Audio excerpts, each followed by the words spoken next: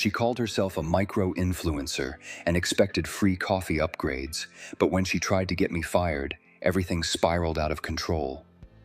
Was my response worth the fallout? I'm a 22-year-old woman working as a barista in a cozy local coffee shop. There's a regular, Megan, who's in her late 20s and boasts about having 15,000 Instagram followers.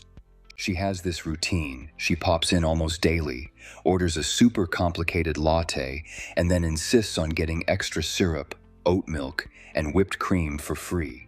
All because she claims she's promoting our shop on her stories.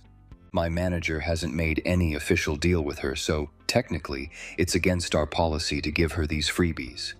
I've let it slide a few times when it wasn't busy, but last Saturday was a completely different story. We were slammed that day, a line out the door, and 2 call-outs left me all alone managing the bar. Megan came in, placed her usual order, and casually said to add the extras for free, as she usually requests.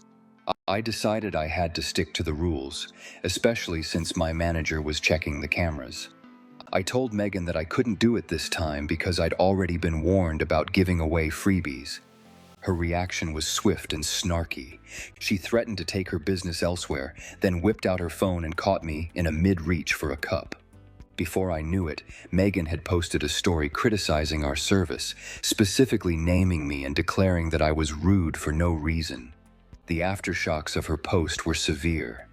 Within hours, I was bombarded with 3 one-star Yelp reviews that mentioned my name, and 2 people even walked into the shop demanding discounts based on her story. My boss reviewed the security footage, found the whole thing amusing, and reassured me that I had done nothing wrong. But the incident didn't end there. Some of my coworkers argued that I should have just given Megan the $1.50 upgrade to avoid all the drama and negative press.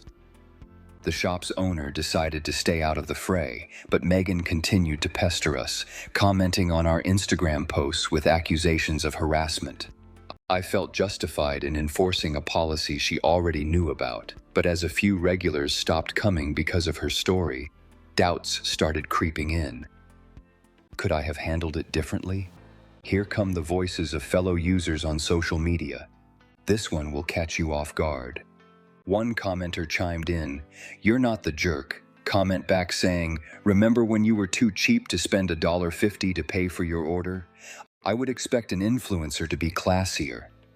This emotional reaction really drives the point home. Another user noted, "You're not the jerk. 15,000 followers? That's nothing. She's just an entitled person who wants free things." And there's always a voice of strategy.